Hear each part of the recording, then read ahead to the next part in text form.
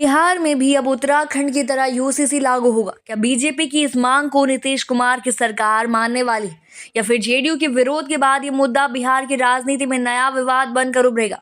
नमस्कार, मैं हूं राधा राणा और आप देख रहे हैं हिंद लाइव। आज हम बात करेंगे बिहार की राजनीति के सबसे ताजा और गरमाए हुए मुद्दे समान नागरिक संहिता यानी यूसीसी की, जिस पर बीजेपी और जेडीयू आमने सामने आ गए। दरअसल उत्तराखंड में यूसीसी लागू होने के बाद अब बिहार में भी इसे लागू करने की मांग उठने लगी। बीजेपी नेता प्रेम रंजन पटेल ने कहा है कि बिहार को भी उत्तराखंड की तरह आगे बढ़ना चाहिए और सभी धर्मों के लिए एक समान कानून लागू करना चाहिए।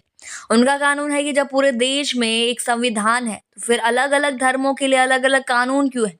लेकिन बिहार की सत्ता में मौजूद जेडीयू ने इस मांग को साफ तौर पर खारिज कर दिया। जेडीयू एमएलसी खालिद अनवर ने कहा कि उत्तराखंड में यूसीसी जबरन मुसलमानों पर थोपा गया है और बिहार में इसे किसी भी हाल में लागू नहीं होने दिया जाएगा। उन्होंने बीजेपी पर आरोप लगाते हुए कहा कि यह सिर्फ मुसलमानों को डराने की राजनीति है। अब सवाल ये उठता है कि आखिर यूसीसी को लेकर बिहार की राजनीति में इतनी तल्खी क्यों है?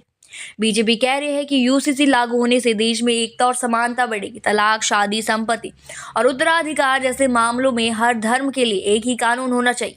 वहीं जेडीयू और अन्य विपक्षी दलों का कहना है कि यूसीसी देश के संविधान के खिलाफ है और इससे धार्मिक स्वतंत्रता पर असर पड़ेगा।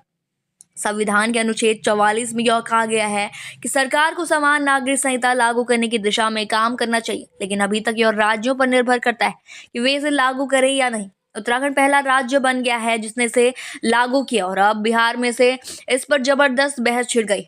अब सबसे अहम सवाल, क्या यूसीसी बिहार चुनाव 2025 का सबसे बड़ा मुद्दा बनने वाला है? बीजेपी इस मुद्दे को आगे बढ़ा रही है क्योंकि उसे लगता है कि उससे उसे हिंदू वोटों का फायदा मिलेगा। वहीं जेडीयू और अन्य विपक्षी दलों को लगता है कि यह मुसलमानों और अन्य अल्पसंख्यकों को डराने की राजनीति। गौर करने वाली बात यह है कि बिहार की राजनीति में जातिगत समीकरण बहुत अहम होते हैं और यूसीसी पर चर्चा करके बीजेपी अपने पक्ष के माहौल बनाने की कोशिश करे। अब देखना यह होगा कि क्या बिहार सरकार सच में इस कानून को लागू करने पर विचार करेगी या यह सिर्फ एक राजनीतिक बयानबाजी बनकर रह जाएगा। बिहार चुनाव से पहले यह मुद्दा और कितना गरमाएगा, यह देखना अभी दिलचस्प वाली बात होगी।